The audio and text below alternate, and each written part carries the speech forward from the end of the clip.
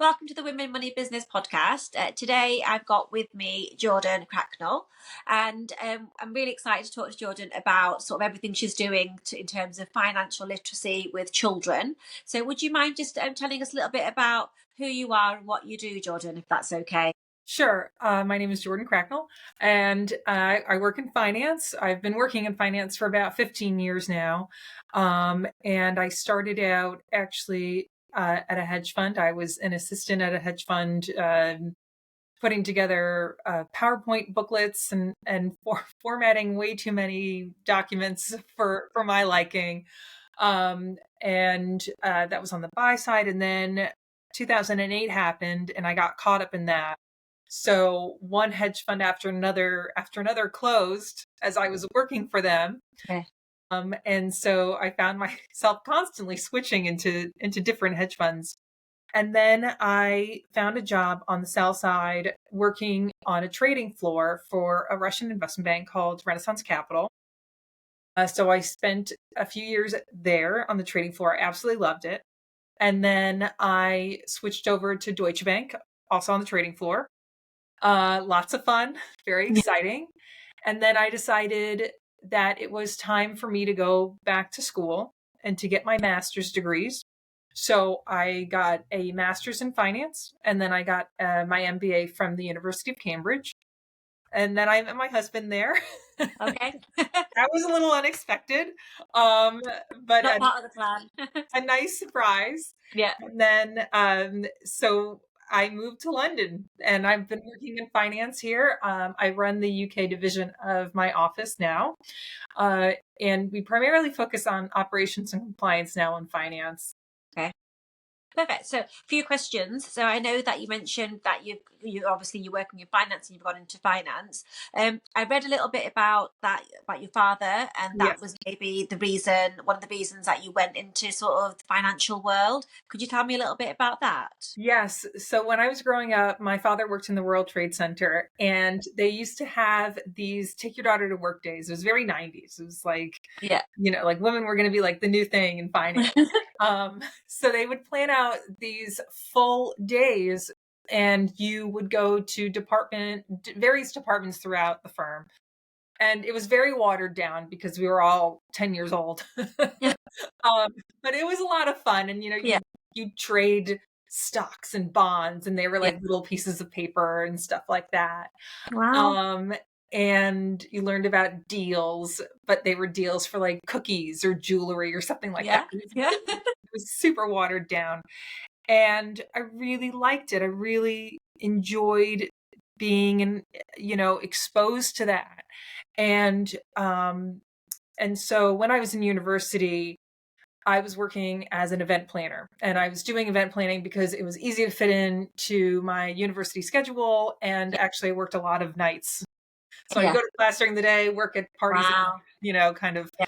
putting these big events together. And this event planner happened to share an office with an investment bank. It was the weirdest setup. It was Wow. like they rented one room out from this investment bank. I don't know.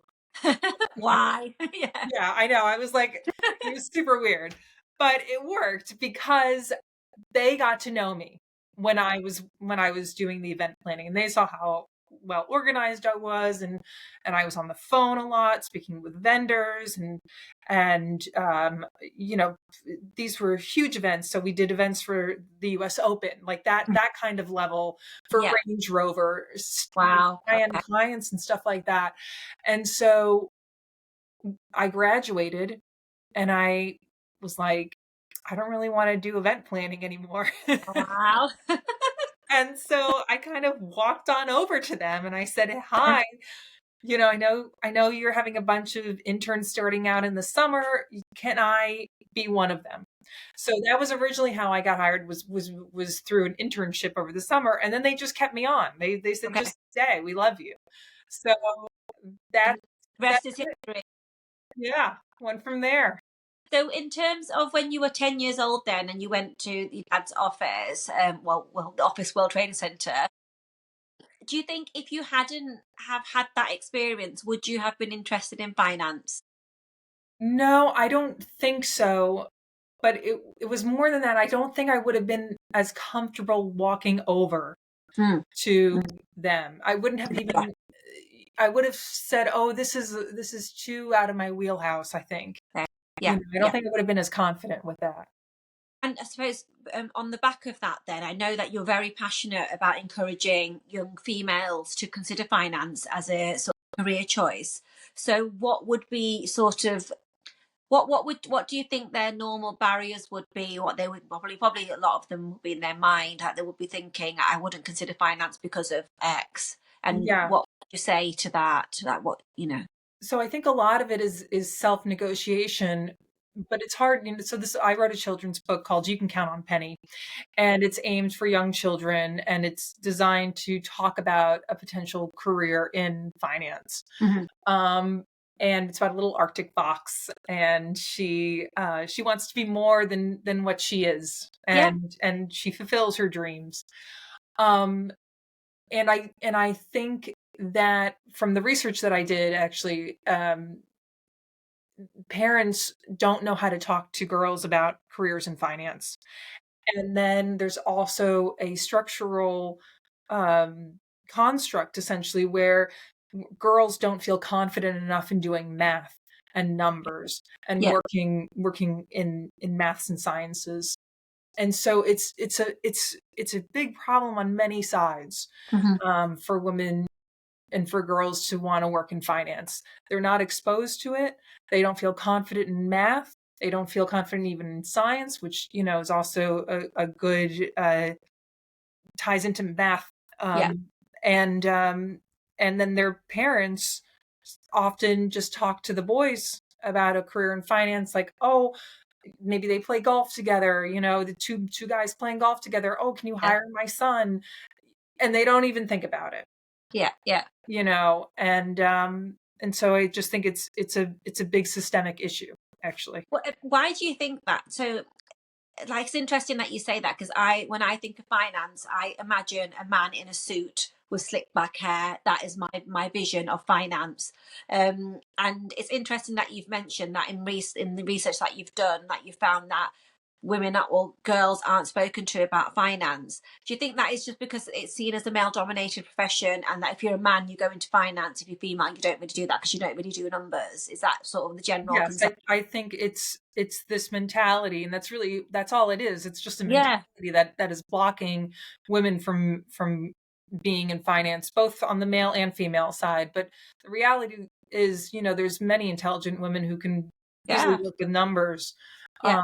and oftentimes, you know, they kind of just opt out, you know, or they don't believe in themselves, you know, and it's too bad. And so I really would hope that more women feel confident enough to work in To finance. consider it.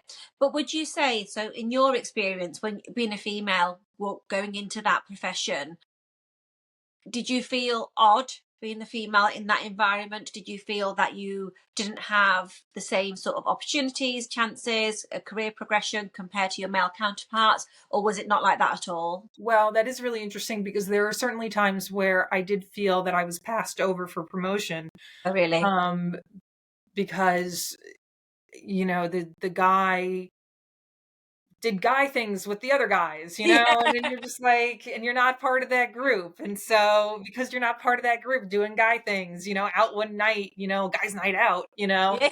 it's weird. Like I've gone to those guys nights out, and they're all they're always like a little afraid. Yeah, yeah, There's yeah, yeah. just like fear, and I'm like, it's fine. I grew up with two brothers. Like Yeah, yeah, I know how you guys are. Like it's yeah, yeah, okay. yeah, yeah. Um but yes, certainly there were times where I was passed over for promotion, and in the beginning, actually, when I first started working in finance, um, it was I was the only girl there. I was the only woman in Wow. this hedge fund as the intern. Oh, I just remember. Oh my God, I'm so embarrassed to even say it. I remember one time I was like 21, 22, and Halloween was coming up, and Halloween in New York City is like such a Yeah. big thing, you know, it's like everyone dresses up. And I said, oh, you know, is anyone dressing up like for Halloween in the Yeah. office? And Yeah. they're like, yeah, they are. I didn't realize they were being sarcastic. I showed up in costume. And Oh no, just you. was Oh like no. out of like Mean Girls, like when she shows up as like the scary like witch, and I was the only one dressed up, and I was like, Oh, oh my god, this is so embarrassing. oh gosh, it's like a girl. But the thing is, if it was like a group of girls in the office, we would totally get it. We'd be like, yeah, absolutely, we're all getting dressed up. It's Yeah, Halloween.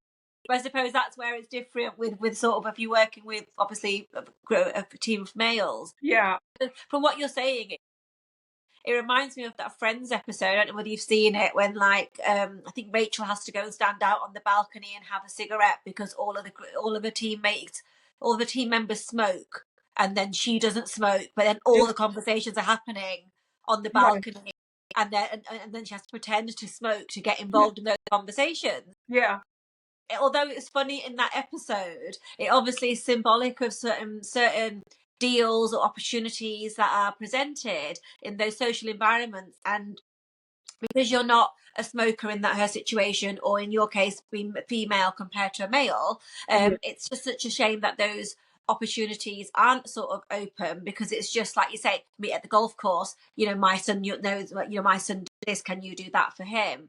And it's interesting that you mentioned that, because I was speaking to somebody last year, who works for Warwick Business School, and she was talking about how 70% of opportunities are actually taken up behind closed doors in conversations, absolutely. because they don't even come to like the platform of like the world to be shared, because it's like you've just said, having that conversation with so and so's dad and the deal's done. And I think that there's, I suppose, there's the pros and cons of that, because obviously for the businesses that are sort of doing the deals, they're able to get quick hires and maybe almost good references, because it's through word of people that they know. Yeah, But then people have been at the same time disadvantaged, like yourself, that you're saying that you didn't get those promotions because they were offered in a closed setting where you weren't even privy to that information. yeah. That's really interesting to sort of listen from your perspective as well. And I know that we spoke previously, that you mentioned about financial literacy for young girls, and you've written a book. I know you touched on the book, but in terms of is the lesson through that encouraging them to consider careers in finance, or is it just general sort of financial literacy and being good with numbers? Like what's the It's message? generally being good with numbers. So Penny, the Arctic fox, likes to count, Okay, and she loves counting. But her every family in the Arctic village has a certain job, and so her family's job is just to collect ice. right. But when the town counter retires, there's no one to take over for him. And so she says, well, I can count. I love counting. And Mm-hmm. she ends up taking over Mm-hmm. his job Yeah, and counting for the village. yeah, okay. And that kind of, I mean, because we're talking about books and things, that when I think financial literacy in children, I think Rich Dad Poor Dad, and sort of think about sort of the lessons that are sort of taught in that book. And I think, yes, for females as well, but even for, I think, just children in general. I don't know what it's like. I know you live in London now, but like back in sort of New York, what it's like there in the school system. But here, I do feel, and again, it's just my opinion, that the financial literacy isn't it's not present at all in the curriculum. So where we're teaching our children to learn maths, learn English, learn sciences, in the real world, to actually be successful, unfortunately, you need to have an understanding of those finances, basic things like savings and interest and Yes. mortgages and bank accounts and stuff. And I feel that that's not available readily, like that's not encouraged or available. And I know that the school system has a lot of pressures on it to deliver so much stuff. What are your thoughts on that in terms of sort of educating children? I have noticed a difference between here and in New York. I can only really speak for New York because that's where I grew up, and that's what I was exposed to. And so, in high school, we did have kind of like a home economics class, Okay, yeah, where we had to learn the basics of many things, including bank accounts and yes, stuff like that, yeah, as well as cooking and like uh, yeah. woodwork. Yeah. Life skills or whatever. Yeah, Like yeah, life skills. yeah. And so, I have stepchildren, and I've not come across that in their school Mm, program, um, with kind of a home economics class. And I do understand that there's a lot of pressure on schools, and there's only so many hours in the day. But even a class every other week that was home economics, I think would actually be a really great asset mm, to the school mm. system, where they can talk about these things, the budgeting, how can you budget, how can you in one class we had to pretend to rent an apartment. And Okay. Yeah. so and it was very watered down for a high school, Yeah. Yeah. but it was like, okay, how can we afford the rent, and how do we furnish the house, and here's the budget, you have X amount of dollars. And you had to go onto the into the IKEA catalog at the time, Yeah. because it was, Okay. it was Yeah. before Yeah. IKEA came out with or it was like just in that internet age, Yeah. Yeah. 2002, 2003. So I don't know if IKEA even had a website yet. Yeah. But we had to go through the IKEA catalog and like pick the furniture out, for X amount of money. And I thought that was a really good That sounds really powerful. um, lesson.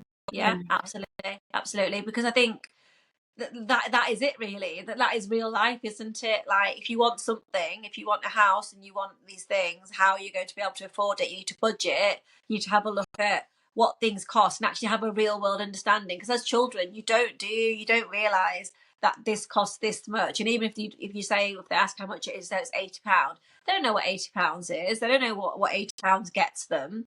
But then you sort of mentioned about that how parents don't talk to their children, Yes. and maybe females, and more so about finances.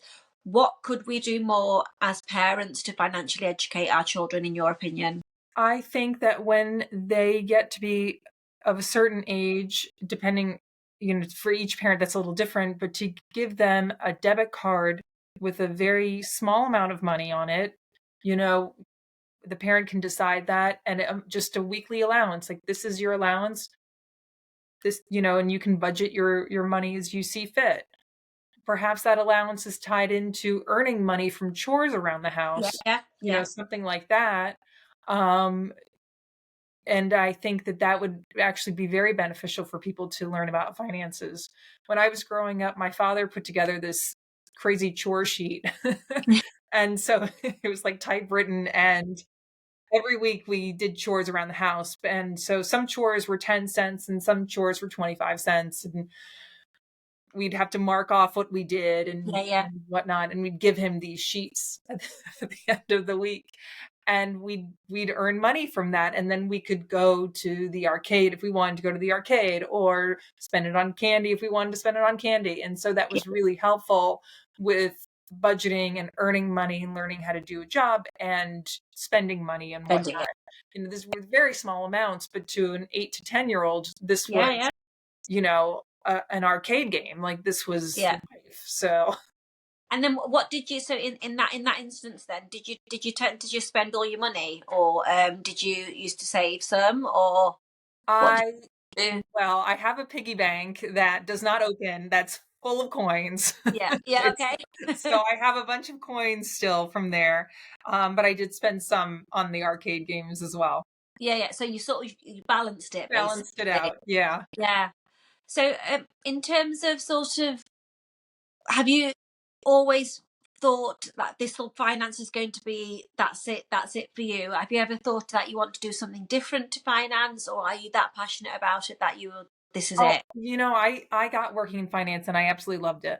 I Yeah. just was like, this is what I want to do. I really thought it was fascinating. I thought it was interesting. I liked working with numbers and math, and it wasn't in a way, because I was so used to budgeting, the event planning budget, Yes. which Yes. are Yeah. so big.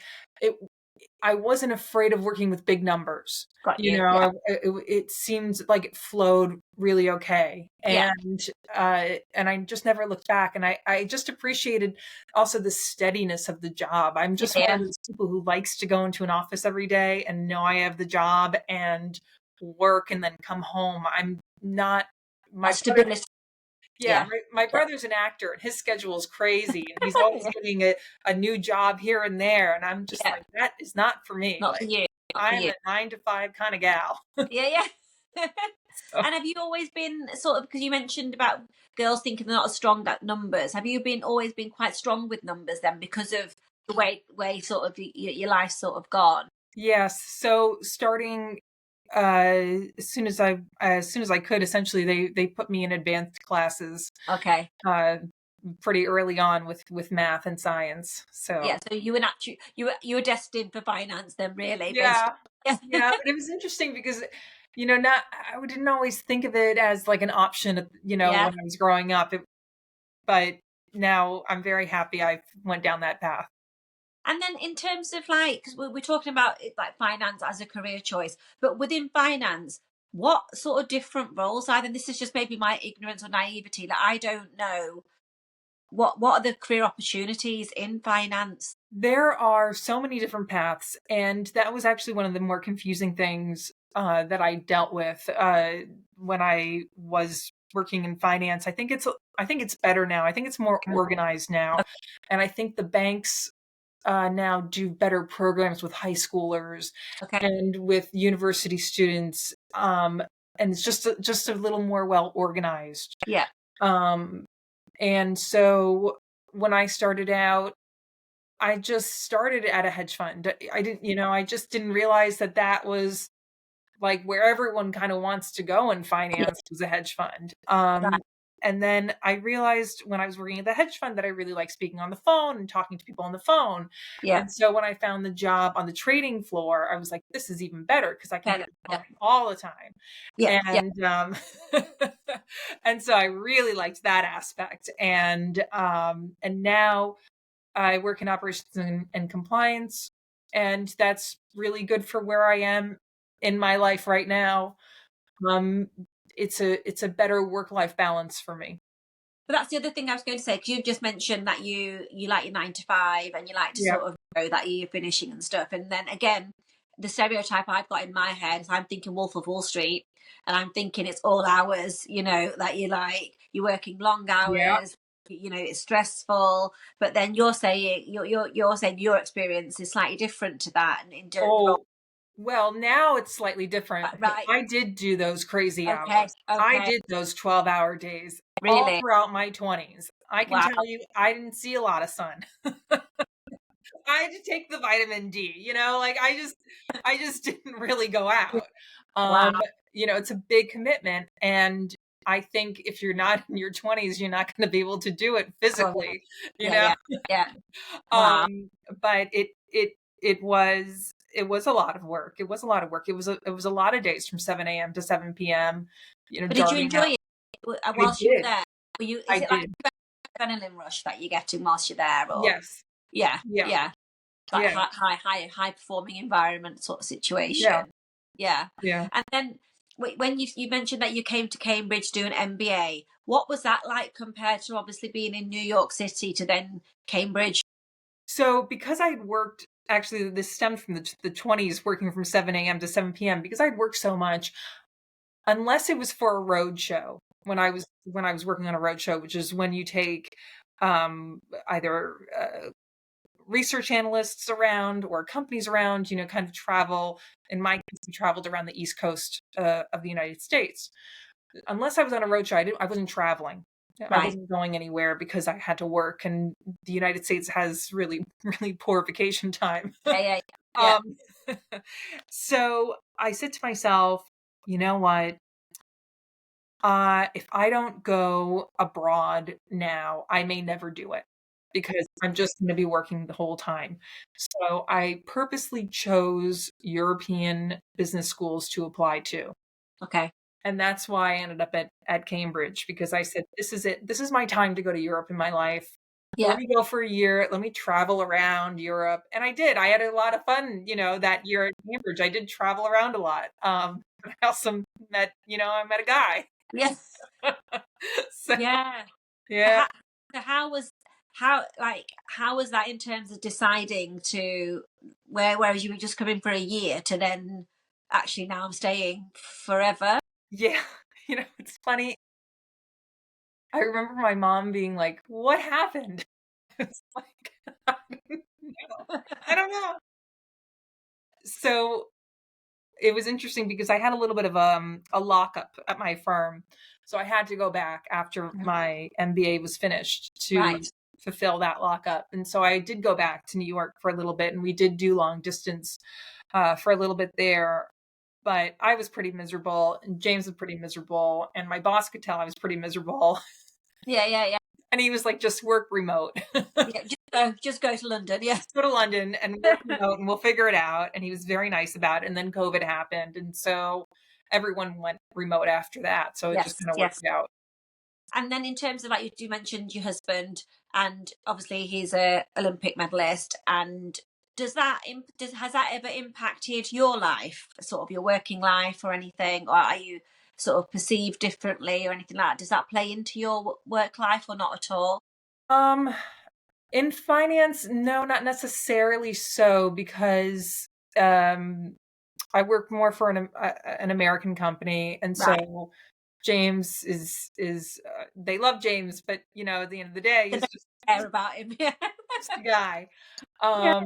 So the only time that it's really impacted me on a schedule basis is when James was running for MP Right. for Colchester last year, and I ended up taking time off of work Right. to support him Hmm. canvassing. But it was difficult because for a good part of that, especially in the beginning, I had to be in London for work. So I Right. was missing a lot of events, and there were people who did question why I wasn't around, Mm. and I tried to make it very clear that I was working in Yes. London, and so I Yeah. couldn't physically also be in Colchester at the same Of time. course. Yeah. Yeah. Oh, that's interesting. And I know that I read something about you. Some of your book donations go to a charity. Am I Yes. right in that? And which charity is that, It's Jordan? education and employers. Okay. Right. So all, actually 100% of the proceeds go to that charity. Right. Yeah, I just thought it Why did was you? Sorry. important to pay it forward. Yeah. I didn't Why did you choose that charity?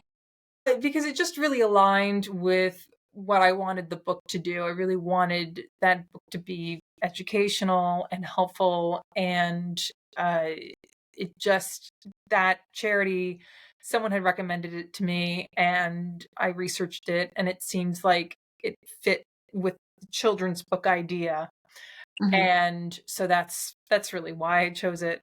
Yeah. No, It it just seemed makes like a sense. really good fit. Yeah, and because when I was reading about it, I thought that's brilliant. Like, you sort of it's twofold really. You're educating children, but at the same time, you're also sort of not well, you're not investing in a charity, but you're sort of obviously providing funds for a charity which has got such a good cause as well. So I think that's really powerful. Yeah. So I mean, we've covered so much today. So thank you so much for your time, Jordan. Oh, But you're I just welcome. thank you. I just wanted to recap on a few things that you mentioned. What sort of I've took from the podcast is number one that we should talk about financial literacy with our children more, because unfortunately the school system has so much other things that they have to deal with that they don't always have the time to put that in. And I think for me what stood out is that when you've gone to the world like your trading floor with your work, I've probably got wrong terminology, but when you went with your dad to his work office and they gave you that sort of role playing of fake money and you're selling things. And I think that is so key for understanding for children, because I've got three children myself. And if I was to sit down and talking to them about economics and interest rates and things, they'd just be like, Just don't know over what their you're head. about. Just Yeah, over their head. exactly. Yeah. Where you make it fun and then teach them through sort of like you say that sort of fake money, and I absolutely love the whole like you're gonna have rent an apartment, you're gonna have to look in IKEA to furnish it, that's what your rent is like. I think that out of the podcast, that's really stuck with me is involving that role play quite easily with your children to sort of educate them and make them more financially literate really. Yeah. And lastly, it's just sort of for women to consider finance as a serious option. Like, yes, perceived as a male dominated industry, but you're proof that you can do it. And but at the same time, in certain situations, you will have to work those 12-hour days, but then there's light at the end of the tunnel. Like in your case, you're a 9 to 5, but you're still working, financing what you do. So those are my sort of take home messages. But I don't know whether if you wanted to If you had anything else to add to that. I would add actually one more thing, and that is if you feel nerves about investing real money in the stock market, then I would suggest that perhaps you pick a stock or two to follow along every day and to write down the stock price and see if it goes up or down, and read the news and try to figure out or answer the question, why is it going up or down? What is Right. that it's going up or down? And I think if you did that, or if someone did that for a month, they would get a really good understanding of at least one particular stock. They would learn a lot, and it's all Yeah. very interconnected. The stock market is a very interconnected thing. And Yeah. so I think that would be a very easy introduction. And it's not like you're putting down money for this. You're just You're educating. just watching, you're You're just tracking it. watching, you're just tracking it. And then in terms of just on the back of that, then Jordan, what would, but like you say, but again, that's really helpful to pick a stock and track it. Is there any sort of websites or something that you recommend to look at to try and pick a stock or Yahoo Finance. who Yeah, find? Yahoo Finance. That's Oh, what I okay, use. okay, yeah. Well, I've never heard of that before, so I'll pick one and track it and I'll let you know. Yeah, See what yeah, it's doing. Perfect. yeah. Well, thank you so much for coming on today. I've really appreciated your time and it's been great talking to you about finance. And I'll see you guys